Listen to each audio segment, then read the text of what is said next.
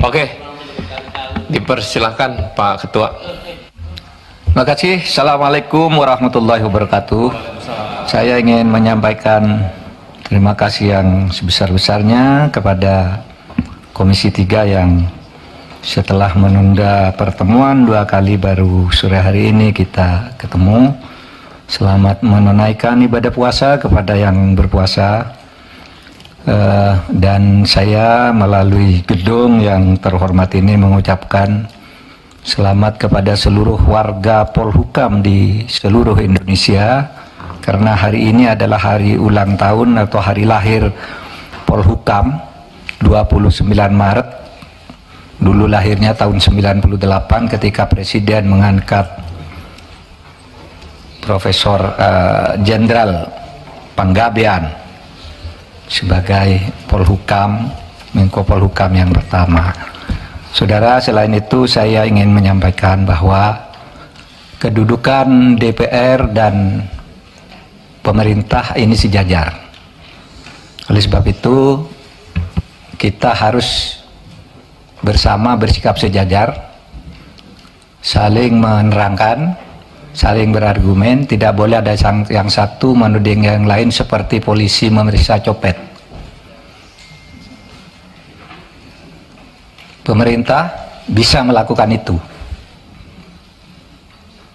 Oleh sebab itu mari kita setara aja, saling buka. Itu tadi yang substansi ya kita tunjukkan nanti datanya ya.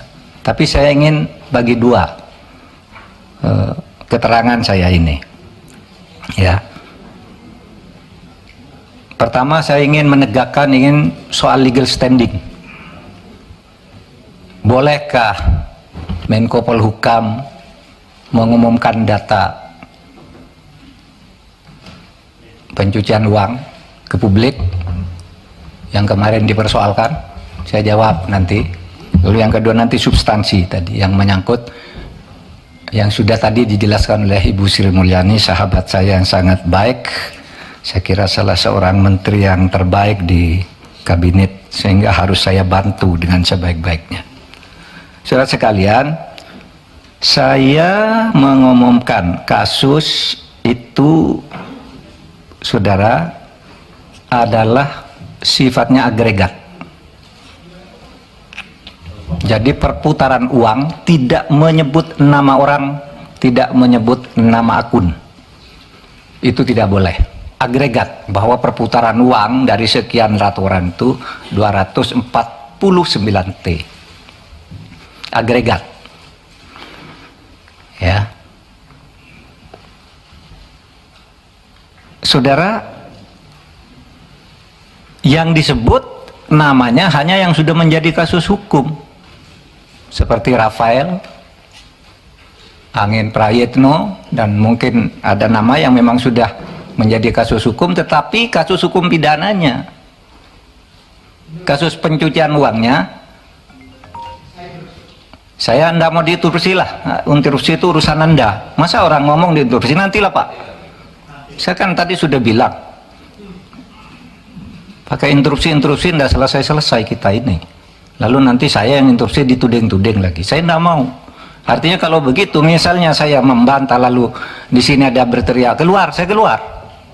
Saya punya forum. Saya setiap kesini dikeroyok, belum ngomong sudah diinterupsi, belum ngomong interupsi. Waktu kasus itu juga, waktu kasus Sambo, belum ngomong sudah diinterupsi, dituding-tuding, suruh bubarkan. Jangan begitu dong. Mati ya mic-nya. Pak Mahfud, kita teruskan aja dulu yang interupsi biaran. Oh oke, nanti ntar dibenerin. Lah tapi bisa dong. Tapi sebelah sini hidup mic-nya ini. Yalah. Silakan Bapak. Amis Bakum kemarin kalau mic-nya mati gimana saya ngomong? Ini hidup Pak Mahfud. Jangan-jangan disabotase ini. Enggak, kalau mau buka-buka, nah ayolah. Di sini ada yang bisa dibuka, ada yang agregat, nggak bisa nyebut nama. Kalau menyebut nama, jangan-jangan ada orang yang di sini juga. Di ruangan sana, jangan-jangan orang yang ada nama sini. Tapi kalau mau buka-buka, nah yuk. Lah, nah ini kedengaran enggak? Kedengaran sana. Makanya, baik, ya. Saya tidak sebut nama, ya. Yang nyebut nama yang ketiga inisial bukan saya, Bu Sri Mulyani tadi. Itu nanti tanyakan ke beliau. Tapi itu justru salahnya di situ. Itu, saudara. Ini ada ketentuan nih di undang-undang yang tidak boleh menyebut itu kalau menyangkut ini identitas seseorang, kemudian nama perusahaan, nomor akun dan sebagainya itu ya. Profil entitas yang terkait yang melakukan transaksi, pihak terlapor, nilai, tujuan transaksi. Nah, itu semua tidak boleh disebut. Saya tidak nyebut apa-apa, hanya nyebut angka agregat. Oke, satu. Oleh sebab itu, saya harus jawab dulu satu persatu. 3 orang nih, Pak Arteria. Wah, katanya, ini bisa diancam dengan ancaman hukuman pidana 4 tahun. Karena itu lalu terpancing si Boyamin itu ngelaporin betul. Meskipun dia guyon sebenarnya. Biar yang dipanggil itu menjelaskan, katanya biar Pak Arteria. Oleh Demarte dipanggil oleh polisi karena ada laporan, lalu apa salahnya? Itu kata si Pak Boyamin. Begini, saudara, apa dasarnya melapor ke ketua? Loh, saya ketua, jadi dia boleh lapor, boleh saya minta. Loh, kamu kan ke Pak Harto, ke Pak Presiden, kenapa lapor ketua? Ya memang kenapa saya ketua diangkat oleh Presiden, ada SK-nya. Terus untuk apa ada ketua, ada komite? Kalau tidak lapor, kalau saya tidak boleh tahu, itu satu, ya. Itu bisa dihukum 10 tahun. Beranikah saudara Arteria bilang begitu kepada Kepala BIN, Pak Budi Gunawan? Pak Budi Gunawan tuh anak buah langsung presiden. Anak buah langsung presiden, dia bertanggung jawab presiden, bukan anak buahnya Menko Polhukam. Tapi setiap minggu laporan kayak ini resmi, info intelijen kepada Menko Polhukam.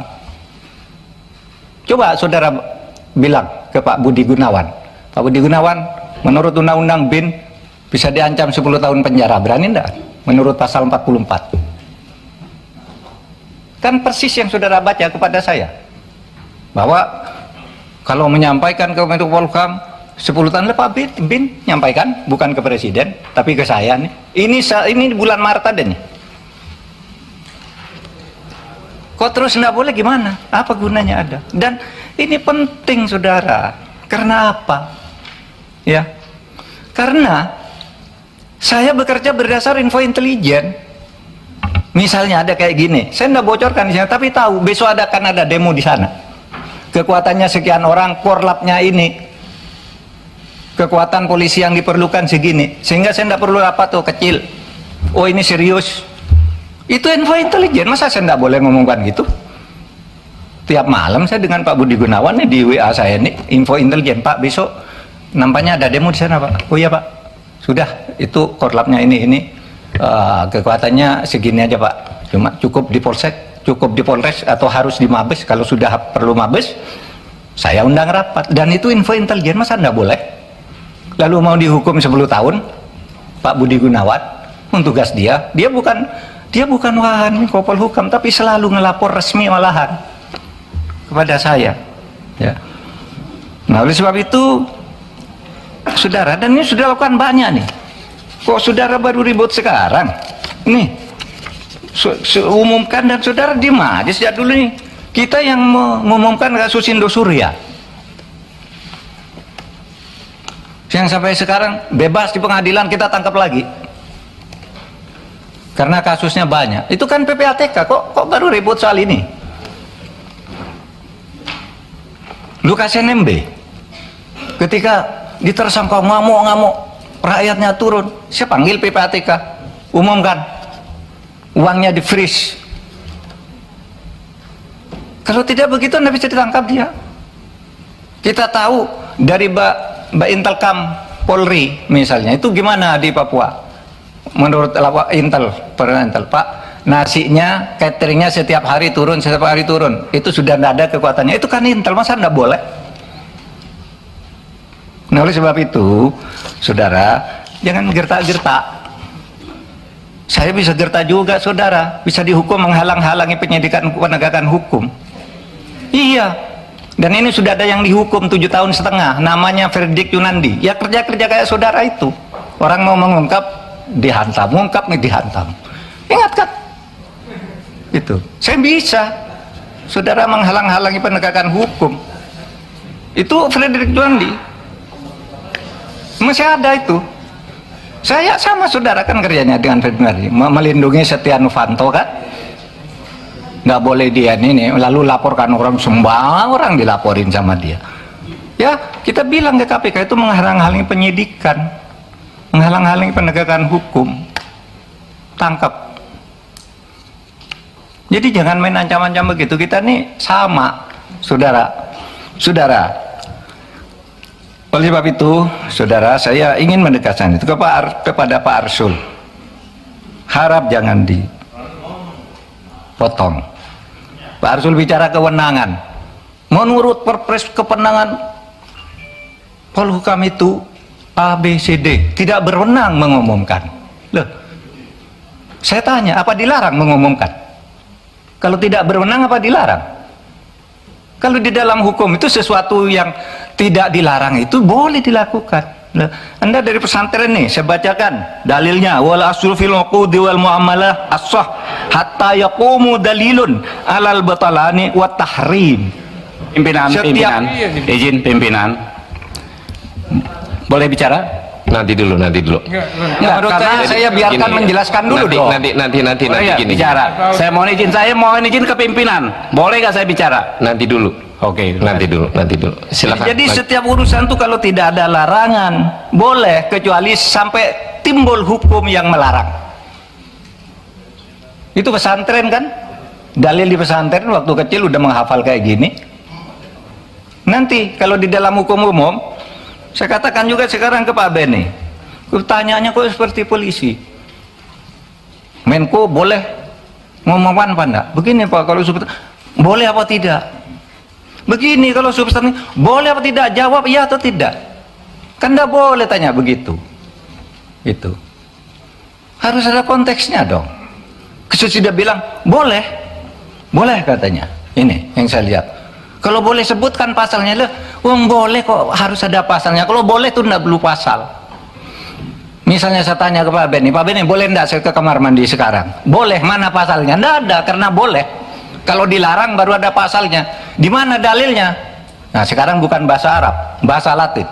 Nolum delictum nola punasine previalege punali. Ini dalam hukum pidana. Tidak ada satu kesalahan, tidak ada sesuatu yang dilarang itu sampai ada undang-undang yang melarang lebih dulu. Ini tidak dilarang kok. Lalu ditanya kayak copet aja. Memang siapa? Pak Mahfud. Ya. Jadi ini Pak Mahfud menjawab apa yang diungkapkan oleh Pak Arsul, Pak Arteria. Nanti habis ini Pak Beni berarti kalau gitu ya? Iya, tadi sudah. Oh, udah. Iya, Pak Beni yang bertanya. Jadi teman-teman, sebentar Pak Mahfud, supaya dalam rapat ini apa yang mungkin seminggu terakhir penyampaian di publik dan rapat yang kemarin sudah disampaikan oleh Komisi 3, ini Pak Mahfud menyampaikan juga klarifikasi tentang terkait apa yang sudah teman-teman ungkap. Jadi berikan ruang Pak Mahfud untuk mengklarifikasi. Nanti setelah Pak Mahfud menyelesaikan, teman-teman silakan untuk menyampaikan hal terkait apa yang disampaikan Pak Mahfud. Silakan Pak Mahfud. Ya, saya kira sudah begitu aja. Ya. Nah, karena sering di DPR ini aneh. Kadang-kadang marah-marah gitu, nggak taunya Markus dia. Marah ke Jaksa Agung, ngomong itu, nantinya datang ke kantor Kejaksaan Agung titip kasus. Pimpinan mohon dicatat ya. Saya interupsi pimpinan. Interupsi pimpinan. Saya kira ini Silakan, tidak Pak. relevan. Silakan, Interupsi Pak. pimpinan. Ya. Silakan Pak Habib, silakan. Apa? Saya kebetulan pimpinan Mahkamah Silakan, Kehormatan Dewan, pimpinan. Ini konten Saya minta parlemen Pak ini. Mahfud, apa memang benar ada data yang soal Markus anggota DPR, disampaikan saja sekarang. Nanti Saya sampaikan kami sekarang. lanjuti. Ya. Disampaikan saja. Ingat peristiwa di Kampung Maling, Ustadz di Kampung Maling. Saya kira saya sama Pak Beni masih ada di sini. Ya. Kan saya tadi nyebut DPR, nggak nyebut saudara. Pada waktu itu, Jaksa Agung Abdurrahman Saleh dicecar habis-habis, ditanya seperti ini, dibilang, Bapak ini seperti Ustadz di Kampung Maling, Bapak baik, tapi di lingkungan Bapak jelek. Ya kan, ingat kan? Itu tanggal 17 Februari 2005. Berarti bukan di periode ini Pak Mahfud. Bukan. Oh, bukan kewenangan saya. Ya, tapi lihat fenomenanya. Nanti Oke. saya tunjukkan. Alhamdulillah. Ya. Tahu-tahu apa enggak? Sidangnya Di periode ini ada nggak?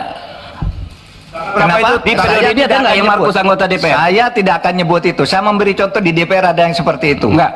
Ada nggak Pak? Enggak, saya Oh. enggak berhak, enggak wajib menjawab saudara. Kalau ada sih kita tidak lanjuti Pak. Nanti saya beritahu saudara.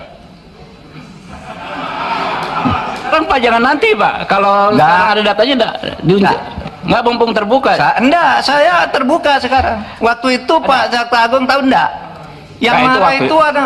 Periode waktu itu, yang periode sekarang ada atau tidak? Pak Habib, begini, teman-teman Pak Mahfud, untuk menyelesaikan Sebentar Pak pimpinan, ini juga nggak bisa dibiarkan terlalu jauh begini. Ini kan Nggak, pimpinan yang ganti harusnya- nih, pimpinannya ganti. Sebentar. Ini gini. Pimpinan ganti. Teman-teman, Saya Lu yang bener Ron. Teman-teman. Lu ingetin Ron, lu yang bener Ron. Dari saya selesaikan dulu saya ya. Ya, seharusnya pada kesempatan pertama Pak Mahfud menjelaskan semua hal yang Pak Mahfud jelaskan di media terkait dengan 300 triliun itu, bukan menjawab satu persatu apa yang terjadi antara Komisi 3 dengan PPATK dalam rapat beberapa hari yang lalu, kan gitu. Itu Pak Mahfud juga pernah di DPR, kan Pak Mahfud tahu bagaimana dinamika yang terbangun dalam rapat-rapat di DPR. Sebentar, saya belum selesai. Saya kan nggak potong Pak Mahfud ngomong tadi. Saya mendengar dengan seksama apa yang disampaikan Pak Mahfud. Gantian dong. Sekarang saya ngomong. Ya, saya kira kalau Pak Mahfud melakukan cara seperti yang kita dengarkan tadi, kan Pak Mahfud menjudgment teman-teman. Lepas dari itu benar salah itu nanti kita bisa uji. Tetapi rapat kita hari ini bukan untuk itu. Rapat kita hari ini untuk mengklarifikasi kontroversial yang sudah terlanjur berkembang di masyarakat terkait dengan 300 triliun itu. Tidak satu pun poin dari awal Pak Mahfud menyampaikan penjelasan Pak Mahfud dalam rapat ini yang terkait dengan soal itu. Satu-satu Pak Mahfud mengomentari jalannya rapat antara kami dengan PPATK, khususnya yang disampaikan oleh Terry, yang disampaikan oleh saudara Arsul dan saudara Beni. Ini kan jadi lari dari maksud dan tujuan rapat kita pada hari ini. Oke. Dan pimpinan juga punya kewenangan untuk menjaga lalu lintas rapat ini agar berlangsung sesuai dengan apa yang kita inginkan, gitu loh. Saya kira itu. Saya belum berkomentar terlalu jauh, tapi kira-kira rapat ini harus berjalan sesuai dengan tata tertib yang berlaku di DPR. Terima kasih Pak Mulfahri. Pak Mulfahri dan teman-teman, namanya kita mengundang rapat yang bersangkutan sebagai Ketua Komite Nasional dengan kontroversi yang ada. Tapi kalau akhirnya yang bersangkutan menjelaskan dulu dengan apa yang terjadi, dengan mengklarifikasi yang terjadi belakangan terakhir, tidak salah sebenarnya. Nanti kalau selesai dia mengklarifikasi Pak Menko, baru kita tanggepin Pak, supaya apa yang menjadi klarifikasi Pak Mahfud ini bulat. Bukan berarti nanti interupsi. Mau kapan selesai Pak? Mau 2 hari? Pak Arteria tadi udah suruh ganti saya sebagai pimpinan. Ini lagi di luar jalur. Kan kita lagi mendengarkan dulu ketua komite menjelaskan Pak, supaya terungkap. Mau rapat 7 hari nggak apa-apa, asal ungkapan dari ketua komite apa yang menjadi kontroversi ini terbuka secara publik dengan teman-teman. Nah, kiranya untuk jangan salah mengartikan Pak Mahfud ini menyampaikan ungkapan, Masa nggak dikasih ruang seorang ketua komite atas kontroversi yang ada? Ini kan permulaan. Nah, begitu ya. Nah, lanjut Pak Menko, supaya jangan ada nanti seolah-olah pimpinan tidak memberikan satu keputusan tegas. Oke, Pak Mahmud, silakan Pak Mahmud.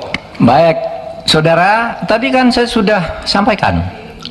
Saya akan punya dua bagian di sini. Satu, saya menjawab pengadilan terhadap Ketua PPATK kemarin yang saya tidak bisa hadir. Bukan tidak bisa hadir, saya sudah siap hadir, tapi jadwalnya diubah. Saya bilang, keterangan saya hari ini akan ada dua macam. Satu, tentang legal standing, di mana dibilang PPATK tidak boleh melapor ke Menko, Menko tidak boleh bicara ke publik. Padahal ini yang selama ini kita gunakan untuk nangkap teroris, untuk koruptor dan sebagainya. Itu saya menjelaskan itu aja. Nah, sekarang mari masuk, saudara sekalian. Nah, sekarang ke materinya yang menyangkut penjelasan Ibu Sri Mulyani tadi. Pemerintah Republik, saya baca kalau ini. Pemerintah Republik Indonesia senantiasa berkomitmen untuk mencegah dan memberantas tindak pidana pencucian uang dengan mengoptimalkan koordinasi, kolaborasi dan kerjasama antar kementerian lembaga negara. Oleh karenanya, sebagai amanat pasal 92 ayat 2 Undang-Undang Nomor 8 Tahun 2010 tentang pencegahan dan pemberantasan tindak pidana pencucian uang, Presiden membentuk KNKPP TPU, Komite TPU sebutannya. Nah, ini ketuanya ex officio, Menteri Koordinator Bidang Politik, Hukum dan Keamanan. Jadi ini Menteri, kemudian wakil ketuanya Menko Perekonomian, lalu Sekretaris PPATK. Saudara, undangannya kepada saya itu kepada Ketua KNKPP-TPPU dan jajaran. Tidak ada sebutan Menteri Keuangan. Di undangannya dilihat aja. Undang-Undang Menteri Keuangan. Bahwa di sini kemarin berdebat Menteri Keuangan itu di sini, tapi suratnya resmi kepada kami dan jajaran. Saya ngajak jajaran nih. Yang ada di sini nih adalah ada yang di dalam TPU. Jadi mohon difahami itu. Nah, saudara sekalian, saya ingin menyampaikan secara singkat saja apa yang dimaksud dengan apa itu slide-nya sekarang. Slide berikutnya saya jelaskan dulu. Ketika saya nyebut angka itu artinya itu apa. Langganan Grab Unlimited, diskon jalan dan gratis ongkir berkali-kali. Pertama, tindak pidana pencucian yang itu adalah satu, transaksi keuangan yang menyimpang dari profil, karakteristik atau kebiasaan pola transaksi dari pengguna jasa yang bersangkutan. Kalau profilnya menteri, kira-kira pendapatannya berapa? Kok tiba-tiba hartanya sekian? Nah, itu menyimpang dari profil, bisa dicurigai sebagai tindak pidana belum tentu pencucian, tapi dicurigai. Bisa menurut undang-undang ini. Kedua, transaksi keuangan oleh pengguna jasa yang patut diduga dilakukan dengan tujuan menghindari pelaporan transaksi yang bersangkutan yang wajib dilakukan oleh pihak pelapor sesuai dengan Undang-Undang TPPU. Yang ketiga, transaksi keuangan yang dilakukan atau batal dilakukan dengan menggunakan harta kekayaan yang diduga berasal dari hasil tindak pidana atau transaksi keuangan yang diminta oleh PPATK untuk dilaporkan oleh pihak pelapor karena melibatkan harta kekayaan yang diduga berasal dari hasil tindak pidana. Nah, modusnya begini. Satu, kepemilikan saham pada perusahaan atas nama keluarganya. Dia ya seperti yang baru diumumkan tuh, RAT. Dia laporannya sendiri sedikit, rekeningnya sendiri sedikit, tapi istrinya, anaknya, perusahaannya, nah itu patut dicurigai karena pekerjaannya. Apakah itu betul pencucian? Nah, nanti dibuktikan, tapi itu sudah memenuhi syarat. Yang kedua, pemilikan aset berupa barang bergerak maupun tidak bergerak diatasnamakan pihak lain, disimpan di tempat lain. Sekretaris Mahkamah Agung itu punya mobil mewah berapa, mobilnya disimpan di tempat lain, platnya diganti. Kan muncul tuh di PPATK, itu pencucian uang, harus diperiksa. Yang ketiga, membentuk perusahaan untuk mengelola hasil kejahatan. Untuk perusahaan gitu, bikin hotel, hotelnya tidak ada yang beli, tapi asetnya besar sekali. Hotelnya ada orang masuk, hanya hotel Malati, tapi uangnya ratusan miliar. Nah, itu bisa dicurigai sebagai pencucian uang.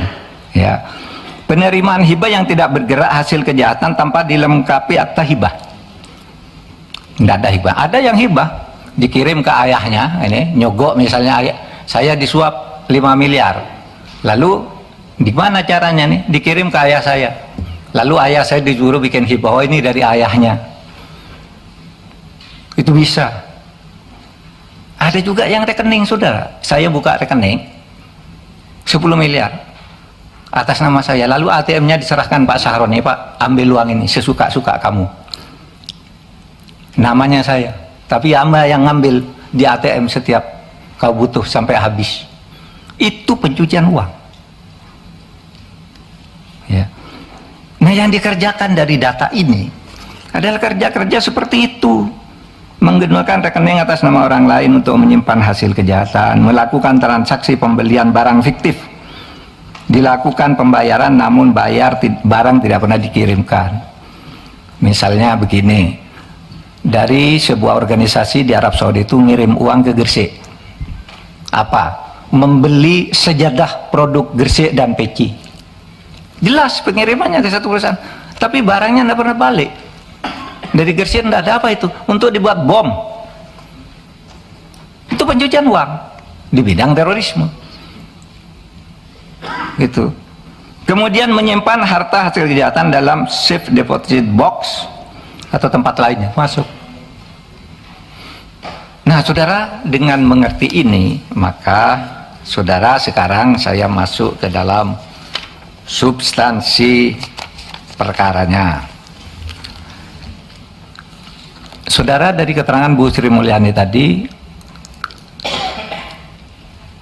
saya ingin menjelaskan fakta, dan nanti datanya bisa ambil di sini, bisa saya tunjukkan di sana lalu ambil, bahwa ada kekeliruan pemahaman Ibu Sri Mulyani dan penjelasan Ibu Sri Mulyani karena ditutupnya akses yang sebenarnya dari bawah, sehingga apa yang beliau jelaskan tadi itu adalah data yang diterima tanggal 14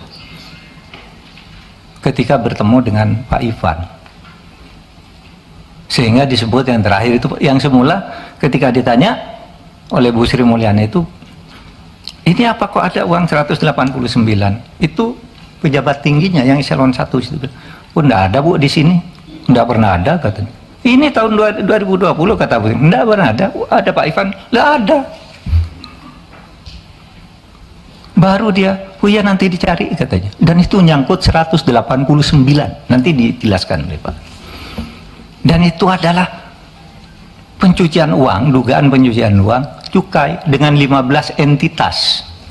Tapi apa laporannya? Menjadi pajak. Sehingga kita diteliti, oh iya ini perusahaannya banyak, hartanya banyak, pajaknya kurang, padahal ini cukai laporannya. Apa itu? Emas. Ya. Impor emas batangan yang mahal-mahal itu, tapi di dalam surat cukainya itu dibilang emas mentah. Diperiksa oleh PPATK, diselidiki. Di mana? Kamu kan emasnya emas sudah jadi, kok bilang emas mentah? Enggak. Ini emas mentah tapi dicetak di Surabaya. Dicari ke Surabaya, enggak ada pabriknya. Dan itu menyangkut uang miliaran, saudara. Enggak diperiksa.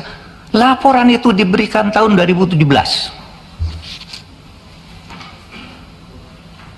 Oleh PPATK, bukan tahun 2020. 2017 diberikan, tidak pakai surat, tapi diserahkan oleh ketua PPATK langsung kepada Kementerian Keuangan yang diwakili oleh Dirjen Bea Cukai, Irjen Kementerian Keuangan, dan 2 orang lainnya.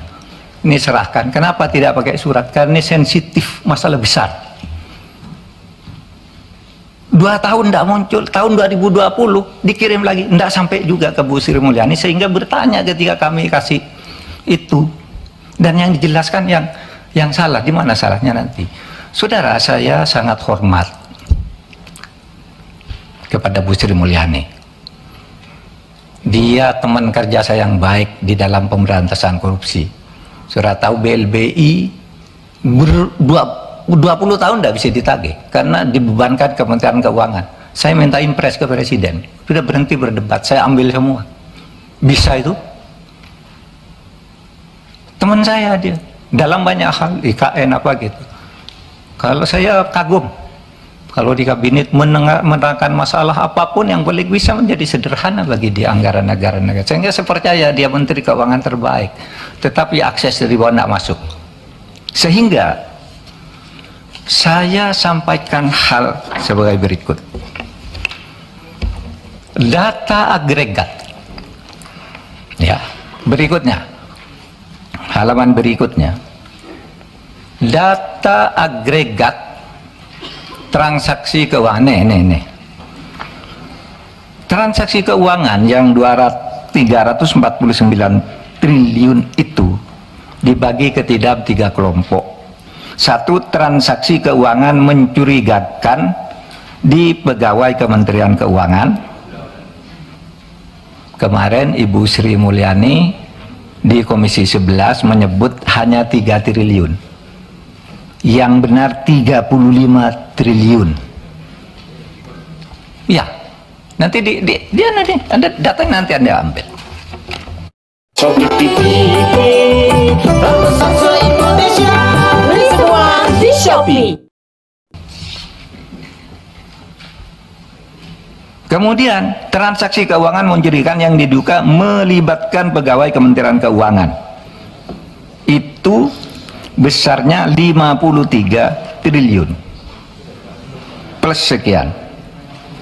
Kemudian transaksi keuangan terkait kewenangan Kementerian Keuangan sebagai penyidik tindak pidana asal dan TPU yang belum diperoleh data sebesar 260,1, sehingga jumlahnya 349 triliun fix. Nanti kita tunjukkan suratnya. Nah, ketika ditanya ke Bu Menterinya kaget karena tidak masuk laporannya. Karena yang menerima surat by hand itu ya orang yang ada di situ yang bilang ke Bu Sri Mulyani, Bu, udah ada surat itu loh. Kata PPATK, ini suratnya. Baru dijelaskan tapi beda. Ini laporannya pencucian uang di bidang bea cukai, lalu yang dihitung pajaknya sedikit dong. Jadinya berapa yang terlibat nih? Nih. Yang terlibat di sini jumlah entitasnya itu dari Kementerian Keuangan 491 orang. Jangan bicara Rafael misalnya. Rafael udah ditangkap, selesai loh. Di laporan ini ada jaringannya, bukan Rafaelnya. Rafael selesai udah ditangkap, itu kan pidananya, bukan tindak pidana pencucian uang. Kalau saya ketangkap korupsi, loh, istri saya, anak saya, ya saya, apalagi perusahaan cangkang gitu. Kan banyak itu entitasnya. Nah, yang kasus 189 itu saudara adalah ya itu untuk 15 entitas tapi hanya dikeluarkan 1 entitas. Padahal di laporan kami 15 nih, ini, lalu diambil 1, ini sudah selesai pajak katanya. Nanti dicek, saudara. Ya.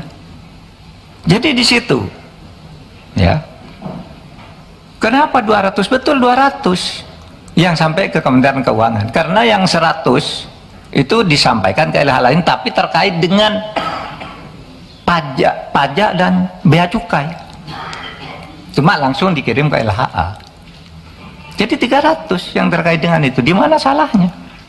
Kan tinggal kita katakan ini ada yang diserahkan ke Kementerian Keuangan sebagai penyidik, ada yang langsung ke polisi, ke KPK, ke Kejaksaan Agung dan macam-macam. Itu uraiannya kan ada di situ. Ya. Yang ini jumlah LHA, yang Kementerian Keuangan 200, yang Kementerian Lembaga 1, kemudian kepada aparat penegak hukum 99, tapi itu semua terkait dengan pajak dan cukai. Saudara. Jadi jumlahnya 349.874. 187. Nah. Iya, tetapi supaya diingat ya bahwa ini agregat. Saya tidak mau menyebut kalau bukan agregat. Itu sebabnya sebenarnya saudara, halaman berikut,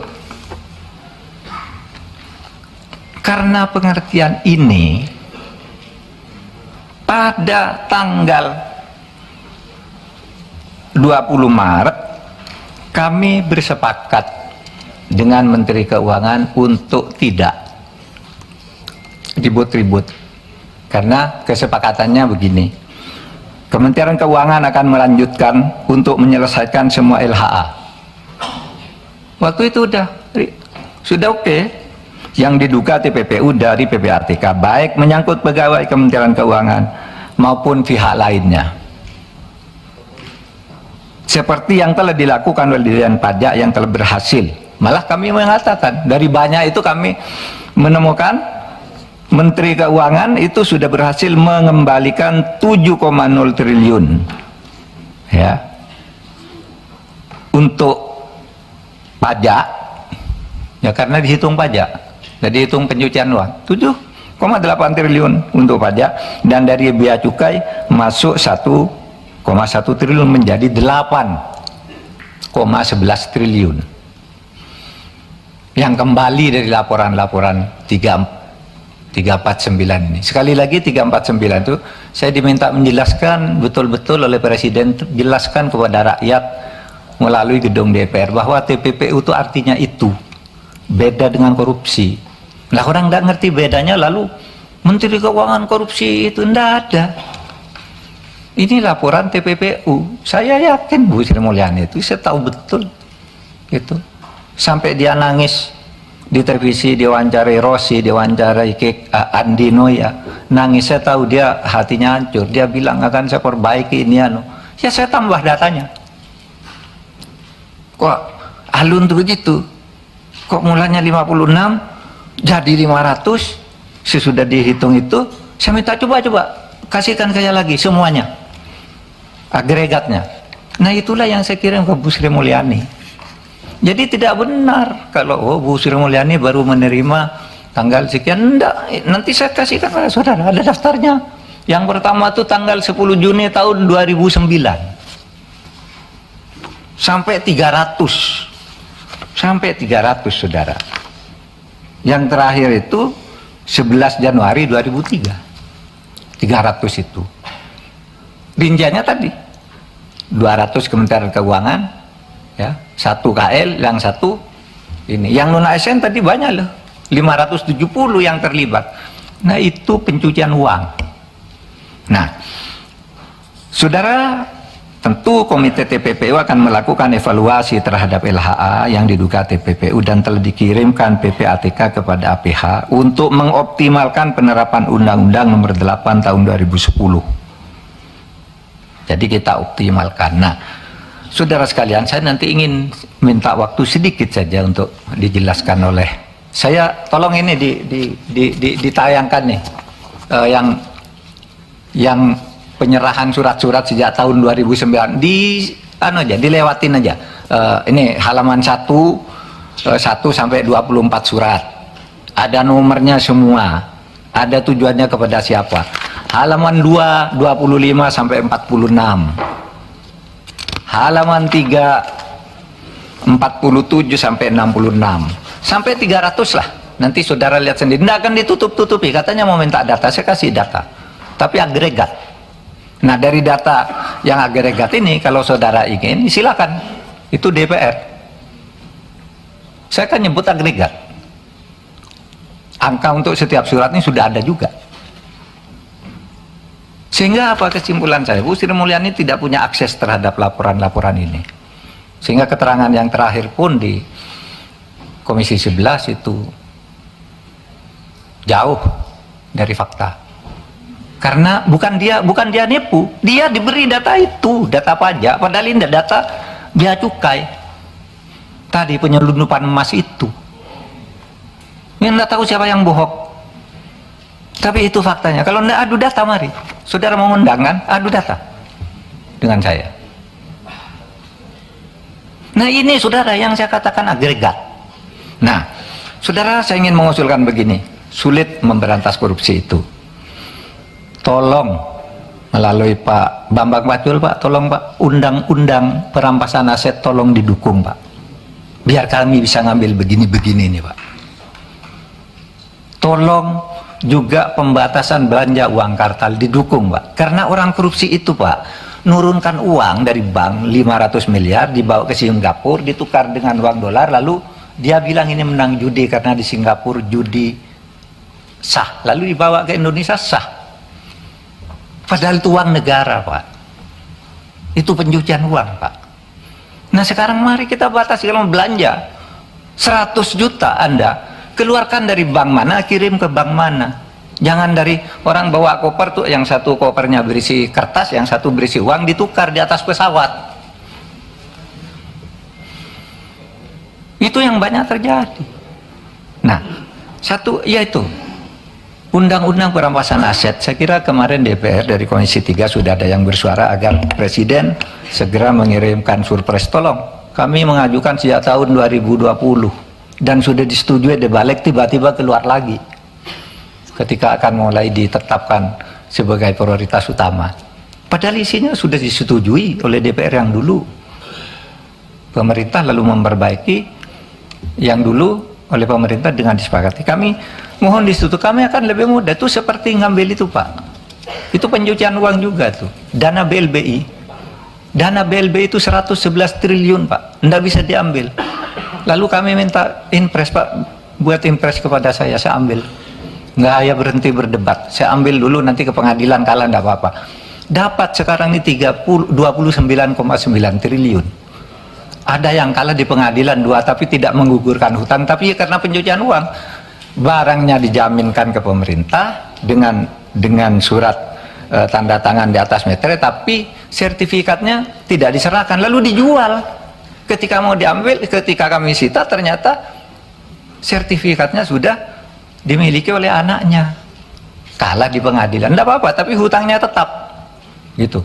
Tapi kalau ada undang-undang perampasan aset, kita bisa tangani Pak itu semua. Makanya dulu awal kami masuk ke sini, mohon.